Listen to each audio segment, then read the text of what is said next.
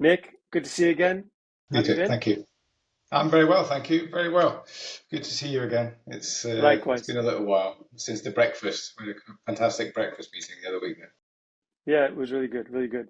I don't usually do most of the talking. On the contrary, I do some of the asking. But this particular interview, I just wanted to start with the fact that it was our meeting back in March of earlier this year was a pretty monumental moment for us at Simbi, given the insight that you shared with me and the connection that you immediately had between what Simbi does and just value selling as a whole. And it's thanks to you that we really shifted or started to identify areas of real pockets of value. And thanks to you that we were able to meet a lot of the individuals from your alumni from the BMC days. It would actually be a great way to start that today's call, just to hear a little bit about you, your background, how maybe some of your previous roles really helped to shape the the approach that you take to value delivery and value selling as a whole.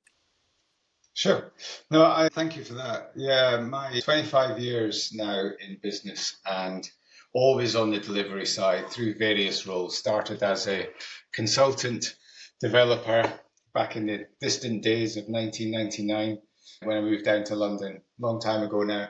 And started delivering and kind of really working with customers to understand what they wanted to be able to configure the solution I was using at the time.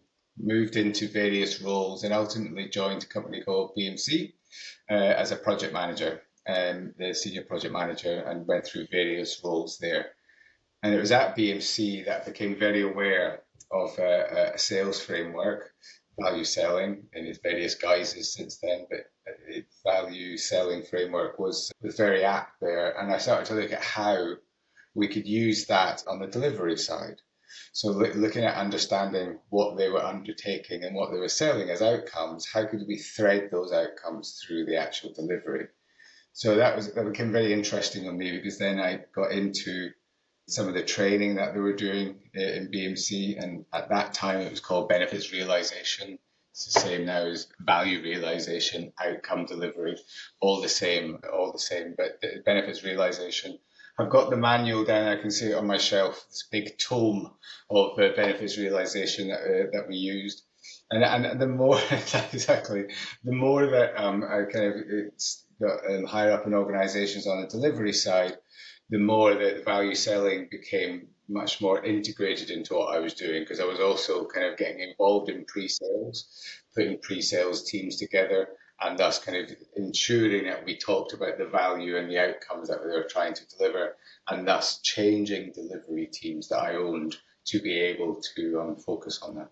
So yeah, it's been a journey. It's been something that I think it's the only way to sell, the only way to deliver. But it's just been it's been a long old journey to here, 25 years worth. And it was good to meet you that fateful night in Soho at that dinner. Absolutely, absolutely. Well, look, what's what I find really fascinating is that the more people that you ended up introducing me to from the BMC alumni or BMC Mafia, as it's so tenderly called, the more we start identifying just how well what we had designed aligned with a lot of their ethos. And I guess going back to that period at BMC, what is it that made, because BMC did invent value selling, but something special came from that company, the people at the organization, how things were done. What do you recall as that made it so special, so unique, and therefore, then catapulted so many individuals who left BMC to create so much value at so many other companies? I think there was such commitment from all people in BMC, especially on the sales side, to this value selling motion. But the whole structure around the sales methodology, the discussion on outcomes. I work with people like Ian Russ, who was so fundamental in how to diagrammatically show the outcomes and the benefits and how one tied to another.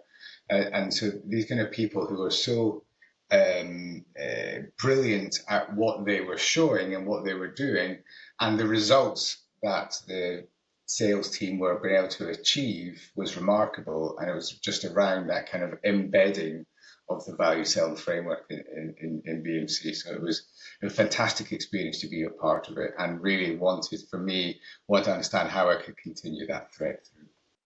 And I've heard they were pretty intense days. I mean, it wasn't laid Yeah, back. no, but you learn. I learned so much in that period that Those are the best. it set me up for the rest of my career. So it was a fantastic experience.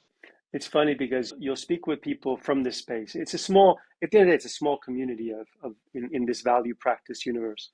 And when I mention somebody that we've been speaking to, even if you maybe don't know them or somebody else I'm speaking to, and I share with them the companies that they're in, even if they haven't been at BMC, but they're at a company that many BMC people went to, it's almost like a what's called a qualification checklist. Yeah, they know the drill. They know good value selling or value consulting, which is really interesting. And so one of the things that I was excited to talk to you about is, you probably in comparison to some of the other people that we've been speaking with who are more on the value selling side, you focus a lot of your experience and career and expertise on the value delivery side. And it feels like that was a category that maybe a few years ago had less of the spotlight, whereas today, just because of macroeconomic trends, the high levels of churn that we're seeing in at least the software space, B2B software space, that there is a really increased focus on impact, value delivery, value demonstration.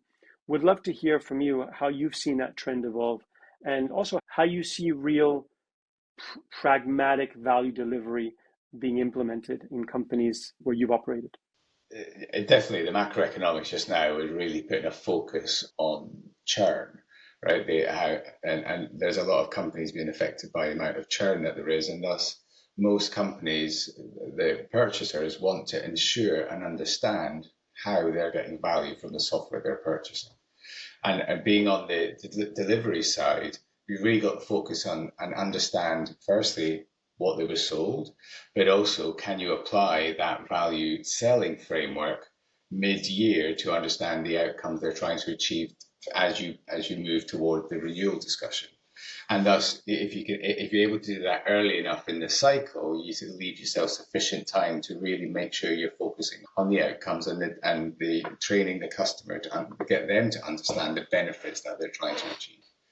So within some of my roles in CS and in professional services, I really want to understand and make sure that firstly, in the beginning of the customer journey, we're really focused on the short-term outcomes that we can show the benefit to the customer in a very short time. So on onboarding, you understand what their top three priorities are, and everything's focused just on those top three priorities, those top three outcomes. All the onboarding and the training is shaped towards those three outcomes. You don't train them on the whole piece, you just train them on what's required for them to get to these outcomes. And then you layer in the next set of outcomes in the training and the onboarding, and then you layer in the next. So you may extend the onboarding, but they're realizing the value in a shorter time. And then you bake the whole customer journey around ensuring that they're able to show and they're getting the value realized from their investment.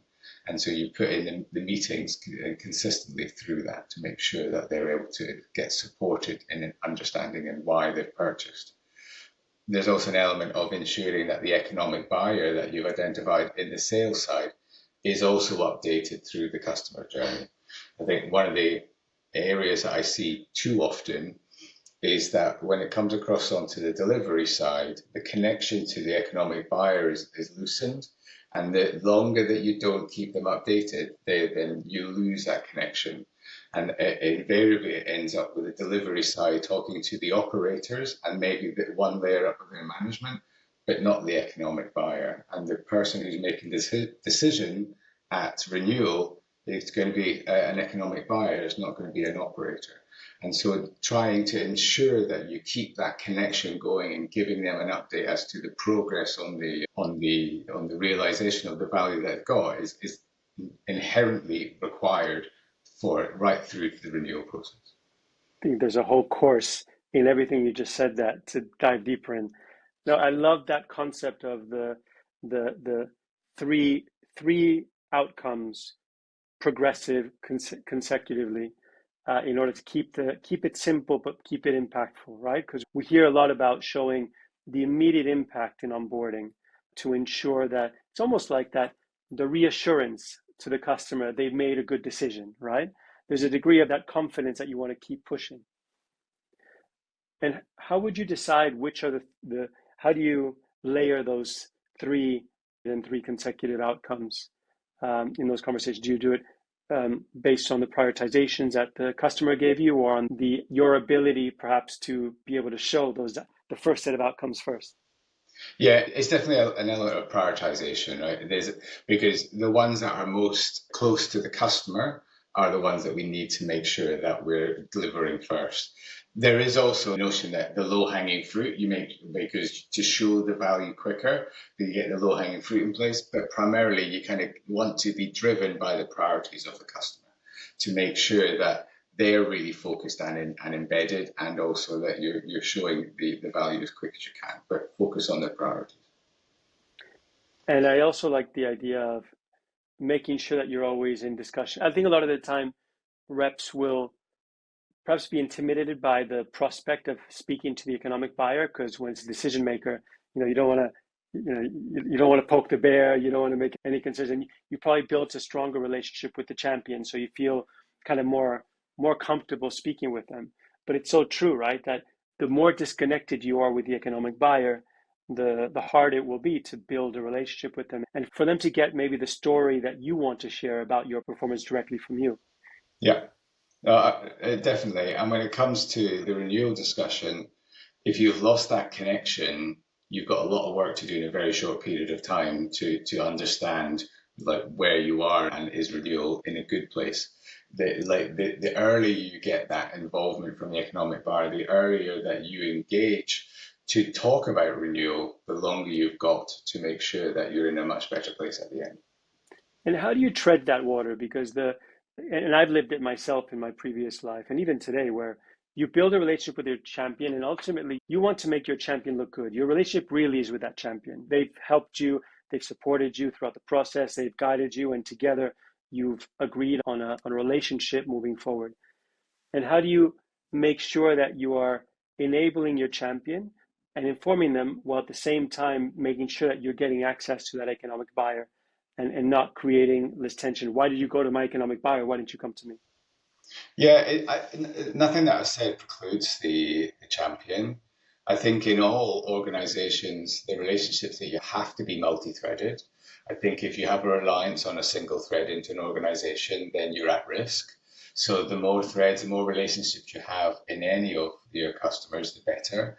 But you would always include and review with your champion prior to engaging the economic buyer, but at the same time, you need them to understand and have that relationship with the right people on your side and the right people on their side, and you make sure that there's connections all the way up with each organization, so that if needed, you can have that call with the economic buyer, and if needed, you can exclude to your probably detriment, but to exclude the champion if required. But I would make sure that you have the right levels of connection all the way through and be as multi-threaded as you can.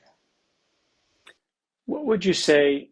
Obviously, you can keep the names of the guilty out of this response, but what would you say would have been the worst project delivery you've seen, or the biggest kind of dropping of a ball in a scenario in any one of your previous roles, and not by you, but by the company itself?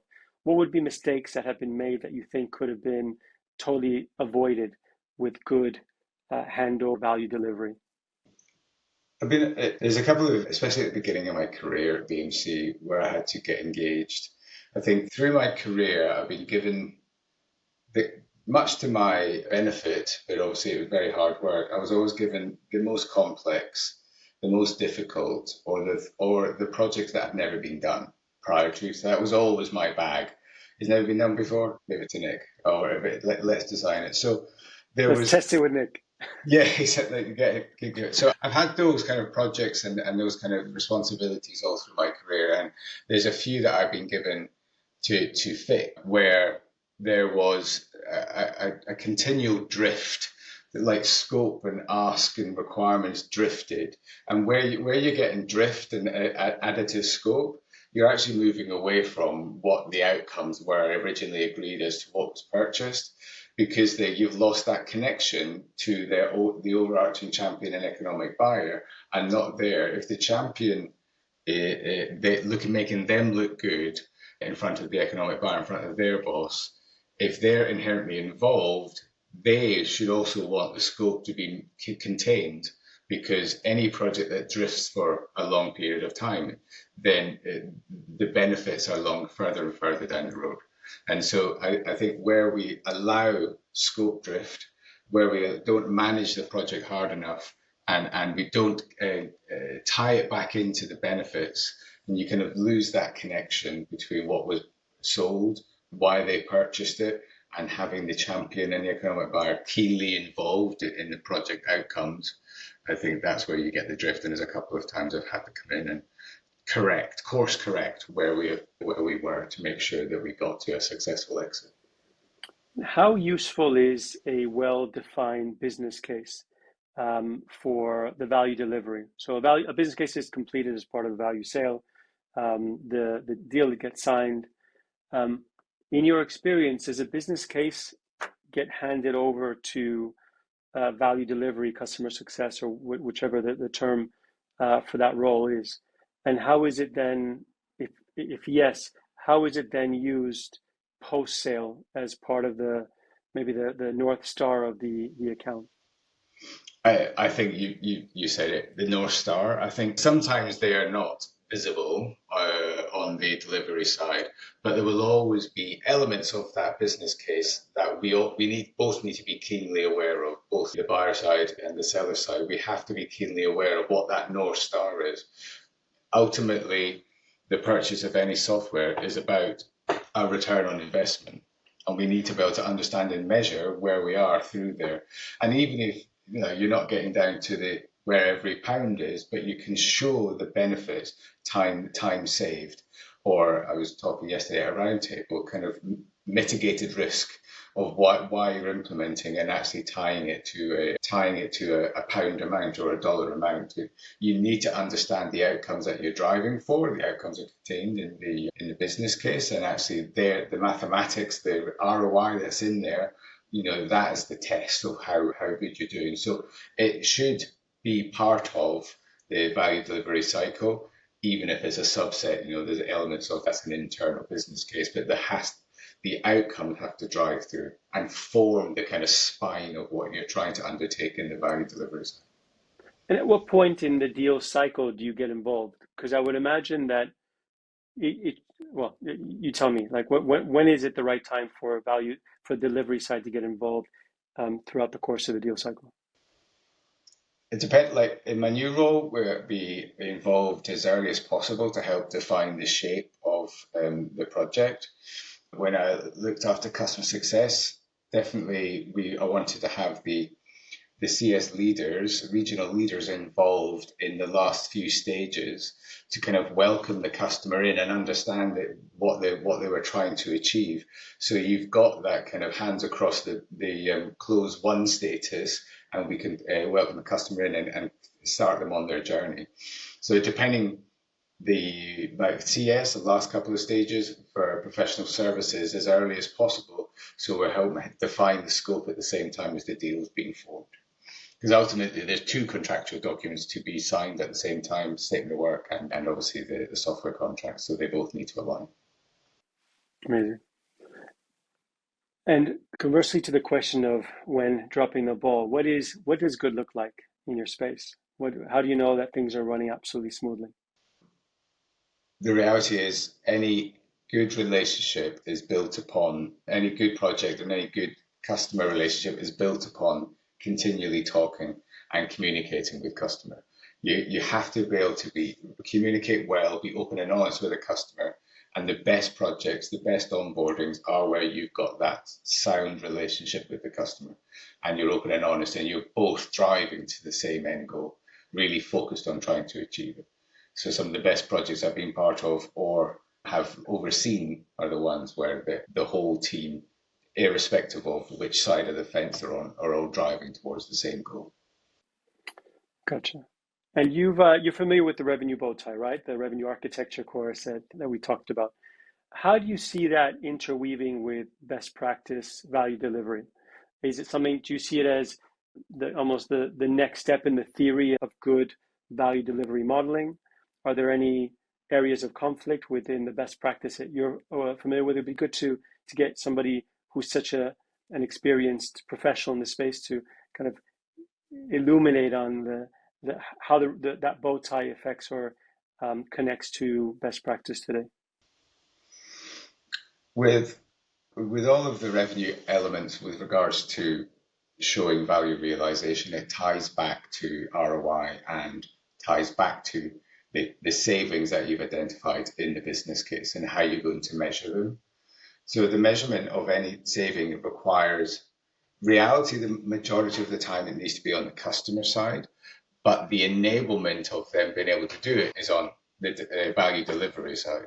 So enabling the customer to be able to track their ability to show on a progress update where they are against the outcomes that they're trying to achieve and that kind of value realization and the ROI. So it's about being able to track it on and be able to communicate back and forth.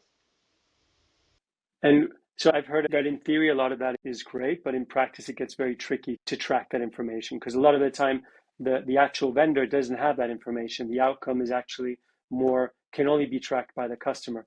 How do you, always is an ownership here, right? Because I guess between the vendor and the buyer, there is a relationship of managing and making sure that maximum value is delivered. How do you put that in practice when the people on the other side are busy doing other things and you want to make sure that you're tracking towards success? It ties back again to the champion, right? If the champion and the economic buyer have signed up to the business case that they have put together and signed with the vendor, and they need to show progress against that business case to whomever internally, they have to be able to identify the owner of who's going to track it on their side. The software company, the delivery side, is the facilitator to them to be able to show that value realization. Right? We can facilitate their ability by deploying well against what we said when we said, so they can show time saved over a period of time. And like the ROI that we calculated will be done over a period of time. As long as you're tracking against that, they should be able to say we're tracking against the ROI that we have in the business case. But it is a responsibility of the customer to really finely track that. We're giving them the capability and the facility to show that, but we won't be measuring it on a weekly basis for them and giving them the information. It's up to them. We provide the capability, they provide the measurement. Gotcha. Now, going a little bit in a different direction, I got to ask you two important questions that we're asking everybody. First one is, who is the best value seller you've ever worked with in your career? I'll say someone whom I have worked with closely for 10 years, Mr. Jeremy Maycock. I think he's got a fantastic way of approaching the whole value sales framework with his team and with the customer. And yeah, he's probably one of the best that I've ever worked with. I've met him. He introduced me. Very sharp, very sharp. Can learn a lot from him. And equally, who would you say is the best value engineer, value consultant you've ever worked with? That's a hard thing, isn't it?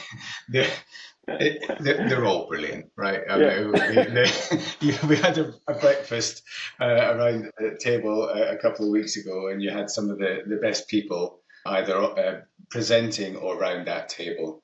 So to I felt pick like an one, imposter, I'm telling you. no, exactly, you had some of the best people around there. So you could choose any one of those people around that table and say that they're the best, but ultimately it is folks like them who live it day in, day out and truly believe in the value framework and they know and realize that it's not just sales, it's not just delivery, it's actually threads through product and operations and everything. And they wish and want and desire to see the value delivery and the whole value framework kind of then move into the whole of the organization. And hopefully one day it does, because when it does, it works very well. I'll tell you what, just after our breakfast, Avtar and I, we went over back to our office. And I just wanted to get his thoughts on how he sees value pyramids being implemented within the sales process. And just sitting down with him for 20 minutes, it was just like, honestly, it was incredible, right? The way that he expressed, it's a one simple slide, but there's so much that goes to build that concept and just to understand, the just for anybody that hasn't heard of a value pyramid, which I'm sure there's very few listening about that, you basically have your company's initiatives, strategy, initiatives, and challenges, and how you interweave those challenges into your value proposition, of course, and how you can deliver that. But just hearing him speak about how to actually formulate it and get to the real crux of that company's challenges was mind-blowing. It was honestly a crash course in best practice value selling. And so I can imagine in that room, just by virtue of the quality of the people in there, there's just so much insight, so much knowledge. But you can't get away with it. You got to name a couple, at least a couple. Well, the powerful one, definitely. He was sitting to my left but one, and the person sitting on my left that as well, with Hin Chan. I think both have got incredible experience, but to the rest of the people around the room as well, they're all as good. They're all. It's a pleasure to be able to have worked with them and to continue to increase my knowledge as time goes by from them. Do you think on that point that it is a small community and there are probably a lot more companies than there are great value engineers? How do you see that gap being filled? Because it doesn't feel like, that there aren't one, it's a relatively expensive resource, right, to have as a value engineering team within any company. How do you see organizations being able to bring that kind of expertise into their company, either without having that, because there aren't that many of them, or companies that just can't afford that kind of a role? It can only be facilitated from software. I was there hoping you'd has say to that. be there has to be software that can assist in the more transactional kind of smaller deals, so that we can do the high volume sales through the software. The enterprise multi-million deals that require months of work will always require a person to get really involved and do the interviews and do the BVAs. But ultimately, there's deals that are months long, or 6, 12 months long. The deals that are weeks long in their making require software to facilitate. And there's only one software that I would want to use. Thank you very much. Appreciate it. We don't need to name that software. We can just make assumptions. But I hear it's number one in G2. So, hey, So I've heard. So I've heard. yeah, Yeah. We're very pleased so far. We've got some really great reviews. Well, Nik, thank you so much. Really thank you. appreciate your time on today's interview.